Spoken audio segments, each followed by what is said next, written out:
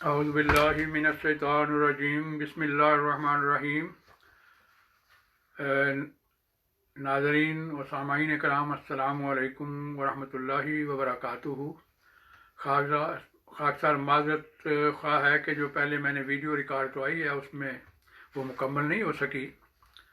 बाज़ टेक्निकल वजूहात की वजह से तो मैं दोबारा आगे जो उसके हिस्सा है वो आपकी खिदमत में पेश करता हूँ।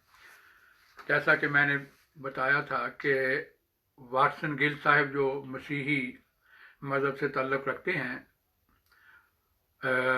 उन्होंने एक वीडियो मुझे भिजवाई है जिसका उन्वान है use of a false claim. तो उसमें उन्होंने कुछ तनकीद की है, तो मैं आपकी खिदमत में पेश करता हूँ। पहले जैसा कि मैंने बताया उन्होंने हज़रत मसीह मऊद अलैहिस्सलाम के मतलब लिखा, उसमें कहा है कि उन्होंने बहुत झूठ बोले हैं। तो जैसा कि खाकसार ने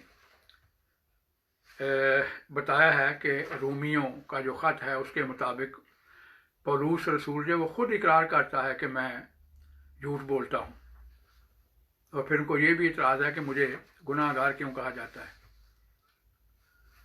तो उसके बाद मैं बता रहा था कि ना सिर्फ ये कि झूठ का इकरार किया है बल्कि झूठ बोले भी हैं जिनका जिक्र है, और वो इस तरह कि अगर वो हज़रत मसीह मऊद अलैहिस्सलाम पर ये इल्ज़ाम ना लगाते कि उन्होंने झूठ बोले हैं तो हमें भी कोई ज़रूरत नहीं थी कि उनका पोल खोलते। लेकिन बहरहाल जो पौलुस रसूल ने झूठ बोले हैं वो मैं आपकी खिदमत में पेश करता हूँ। पहला करंथियों बाब 15 आयत नंबर 3 से 8। तो न सिर्फ ये कि रूमियों के ख़त में बाब 3 में उन्होंने इकरार किया है मैं झूठ बोलता हूँ, बल्कि यहाँ उन्होंने, मैं बताऊँगा कि वो झूठ बोले भी हैं। लिखा है, मसीह किताब मुक़द्दस के मुताबिक हमारे गुनाहों के लिए मुआ और दफन हुआ और तीसरे दिन किताब मुक़द्दस के मुताबिक जी उठा। हालांकि ना ये जिक्र है किताब मुक़द्दस से मुराद हमेशा जब न्यू टेस्टामेंट में किताब मुक़द्दस कहा जाता है तो उससे मुराद ओल्ड टेस्टामेंट होती है, क्योंकि जब ये ख़त लिखा गया तो उस वक़्त न्यू टेस्टामेंट की तश्कील ही नहीं हुई थी। जो भी लिखा लिखाया था वो इधर उधर फिर रहा था, बाकायदा किताब की सूरत में वो नहीं इकट्ठा हुआ था अभी। और अनाजील जो है वो तो इस ख़त के 10-12 साल बाद, 15 साल बाद, 20 साल बाद लिखी गई। तो बहरहाल वो दावा कर रहे हैं कि किताब मुक़द्दस में ये जिक्र है कि मसीह जो है वो हमारे गुनाहों के लिए मरेगा और तीसरे दिन किताब मुक़द्दस के मुताबिक जी उठेगा। हालांकि किताब मुक़द्दस में ऐसा कहीं भी जिक्र नहीं है।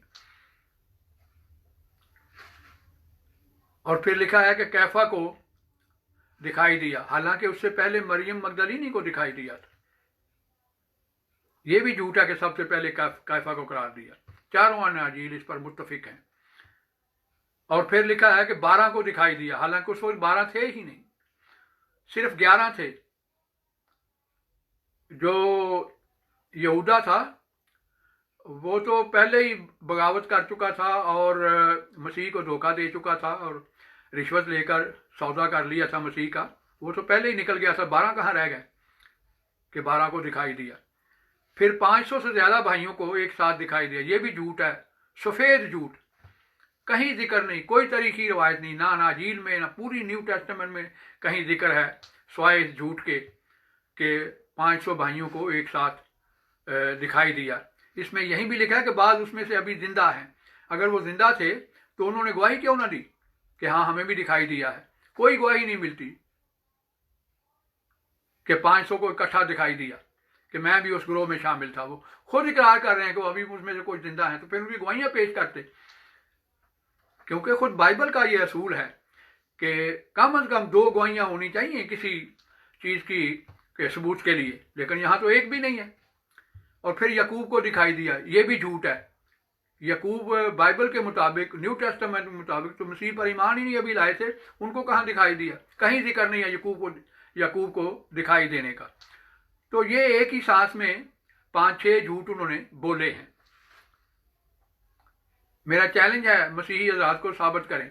हाँ, लेकिन साबित करने से पहले ख़ास طور پر کتاب مقدس کے جو حوالہ جات ہیں ان کو یہ فیصلہ کرنا پڑے گا کہ وہ عبرانی ٹیکسٹ مانتے ہیں اولڈ ٹیسٹمنٹ کا یا یونانی، اور کیوں؟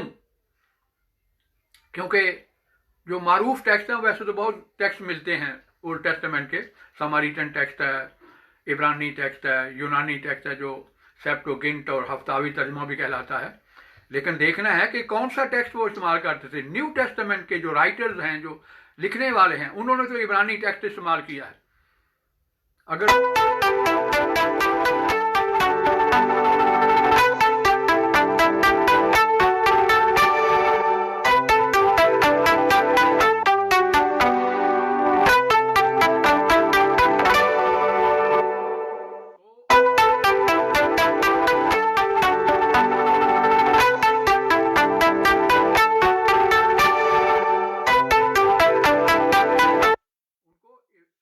ٹیکسٹ سے یہ بتانا پڑے گا کہ کہاں لکھا ہوا 3 کہ وہ ہماری خاطر مرے گا اور ہم 3 دن کے بعد جی اٹھے گا۔ ثبوت جو ہے وہ یونانی ٹیکسٹ سے دینا پڑے گا۔ عبرانی ٹیکسٹ جو ہے وہ تو جو نیو ٹیسٹمنٹ کے کتابیں لکھنے والے ہیں ان کے نزدیک تو انہوں نے تو وہ استعمال ہی نہیں کیا۔ بہرحال ہم آگے چلتے ہیں کہ یہ تو ان کا اپنا اقرار ہے، الزام وہ حضرت مسیح موعود علیہ السلام کو دیتے ہیں، لیکن اپنا ثابت ہو رہا ہے خود ان کے اپنی مقدس کتابوں سے کہ جو پولوس تھا وہ جھوٹ بھی بولا کرتا تھا، اور اس کے جھوٹ ہم نے بتائے بھی ہیں۔ دوسرا دعویٰ انہوں نے یہ کیا ہے کہ جی حضرت مسیح موعود علیہ السلام نے خدائی کا دعویٰ کیا ہے۔ اس کے لیے انہوں نے کتاب البریہ کا صفحہ نمبر 106 مجھے بھیجا، جبکہ کتاب البریہ کا صفحہ نمبر 105 ہے، وہ چھپا لیا، خیانت کی، وہ نہیں بھیجا۔ اس میں لکھا ہوا ہے کہ میں نے کشف دیکھا، اور وہ سر معروف ہے، سب اسرا معترضین جانتے ہیں کہ وہ کون سا کشف ہے۔ تو میں نے ان کو کہا کہ یہ تو کشفی نظارہ ہے، کشف کی اور خواب کی تعبیر ہوتی ہے۔ وہ کہتے ہیں جو نبی ہوتے ہیں ان کی کشف جو خواب کی تعبیر نہیں ہوتی، مطلب ان کی بات جو کا مفہوم یہی تھا، ایگزیکٹ ان کے الفاظ تو یہ نہیں۔ وہ کہتے ہیں ان کا کشف جو میں کوئی غلطی نہیں ہوتی، وہ عین بین پورا ہوتا ہے۔ یہ بھی انہوں نے غیر احمدیوں سے سبق حاصل کیا ہے، لیکن میں ان کی اپنی کتابوں سے بتاتا ہوں کہ وہ اپنی جو کشف ہیں ان کی جو وہ تعبیریں کرتے ہیں۔ مثلا جو کتاب ہے پہلی کتاب پیدائش کی، اس کا باب 37 ہے، اس میں حضرت یوسف علیہ السلام کا خواب لکھا ہے۔ انہوں نے بھائیوں کو بتایا اور کہا کہ دیکھو مجھے ایک اور خواب دکھائی دیا کہ سورج اور چاند اور 11 ستاروں نے مجھے سجدہ کیا، اور اس نے اسے اپنے باپ اور بھائیوں دونوں کو بتایا۔ تب اس کے باپ نے اسے ڈانٹا اور کہا یہ خواب کیا ہے جو تو نے دیکھا ہے؟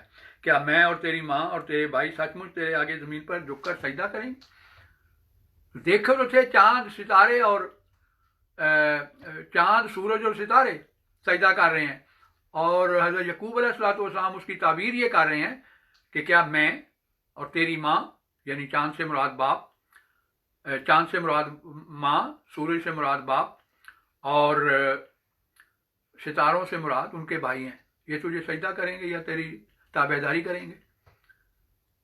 تو دیکھیں یہاں تو تعبیر ہو رہی ہے، حالانکہ وہ بھی نبی تھے، تعبیر کرنے والے بھی نبی تھے، اور جن کو خواب آئی وہ بھی نبی تھے۔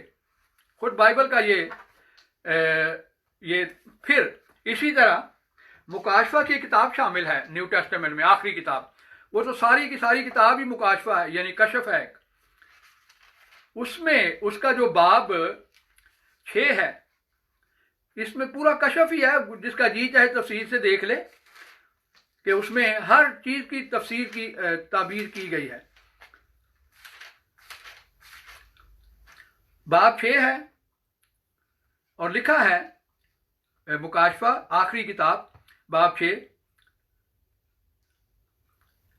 کہ پھر میں نے دیکھا کہ برا نے ان 7 مہروں میں سے ایک کو کھولا، اور میں نے ان 4 جانداروں میں سے ایک کی آواز بادل کی گرج کی مانند یوں کہتے سنی کہ آ۔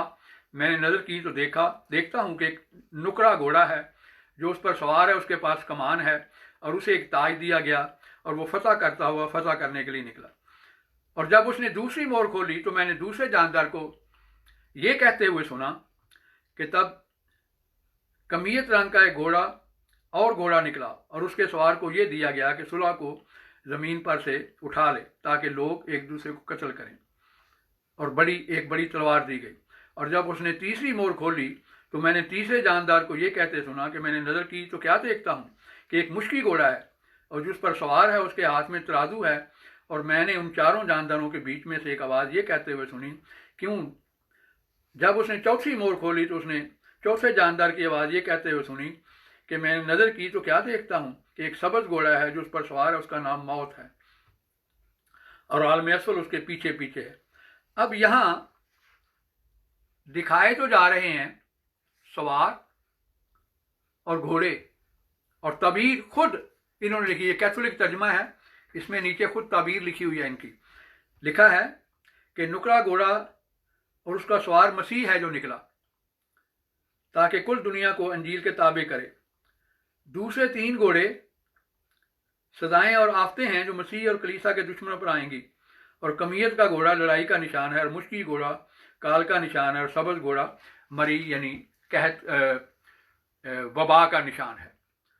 तो देखें यहाँ घोड़े और उनके सवार जो हैं उनकी ताबीर की जाती है काल से, मसीह से, बादशाह से और ज़राई से। तो मसीह को तो वो खुदा मानते हैं, ये मसीह का मुकाशफा है। नबी का अगर मुकाशफा उसी तरह होना चाहिए तो मसीह का मुकाशफा तो उससे बढ़कर उसी तरह होना चाहिए। तो फिर वो घोड़े क्यों नहीं आते यहाँ और उनके सवार क्यों नहीं आते? यहाँ तो उसकी ताबीर की हुई है कि इससे मुराद काल है, इससे मुराद लड़ाइयाँ हैं, इससे मुराद ये है। तो अपनी बारी आए तो ताबीर हो जाती है। मिर्ज़ा साहब का वो कशफ हो तो उसी तरह पूरा होना चाहिए। हालांकि हज़रत मसीह मऊद अलैहिस्सलाम ने जो उन्होंने हवाला भेजा है किताबुल बरिया का, उसमें लिखा हुआ है कि असल कशफ जो है वो कमालात इस्लाम जो किताब है उसमें दर्ज है।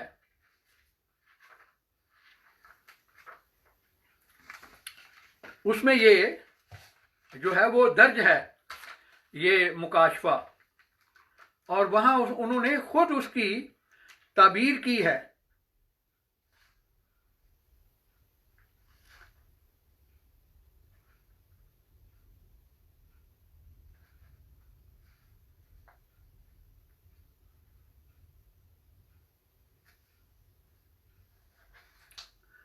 और उसकी तफसीर की है और उसमें बयान उन्होंने किया है हज़रत मसीह मऊद अलैहिस्सलाम ने कि इससे मुराद मैं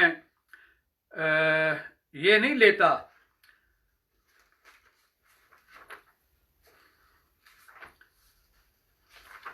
कि मैं खुदा बन गया।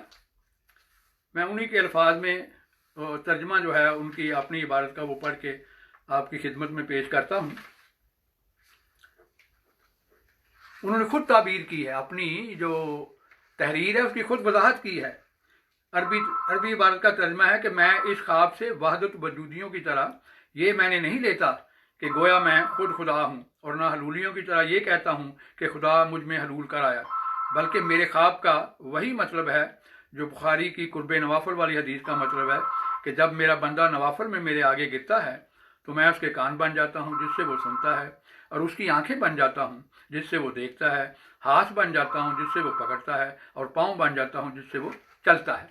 और फिर इससे सैकड़ों साल पहले जो ताबीर की किताब है जिसका नाम है तातीरुल अनाम फी ताबीरुल मनाम, अल्लामा सैयद अब्दुल गनी नाबलसी की वो लिखी हुई है, उसमें इस ऐसी ख्वाब की ताबीर ये लिखी है कि जो शख्स ख्वाब में ये देखे कि वो खुदा बन गया है तो उसका मतलब ये है कि अनकरीब खुदा ताला उसको हिदायत की मंजिल मकसूद तक पहुँचाएगा। तो ये ताबीर भी सामने है और उनका अपना इकरार भी। तो फिर ज़बरदस्ती ये कहना कि मिर्ज़ा साहब ने खुदाई का दावा किया है, ये ढीठपन नहीं तो और क्या है। तो आज का जो प्रोग्राम है वो इसी पर ख़त्म करते हैं इंशाअल्लाह ताला। आइंदा प्रोग्राम में हम उनका जो दूसरा एतराज़ है कि यूज़ आसफ़ के बारे में, उस पर तफसील से गुफ्तगू करेंगे। इसी के साथ ही मैं इजाज़त चाहता हूँ। अस्सलामु अलैकुम व रहमतुल्लाहि व बरकातुहू। अस्सलामु अलैकुम।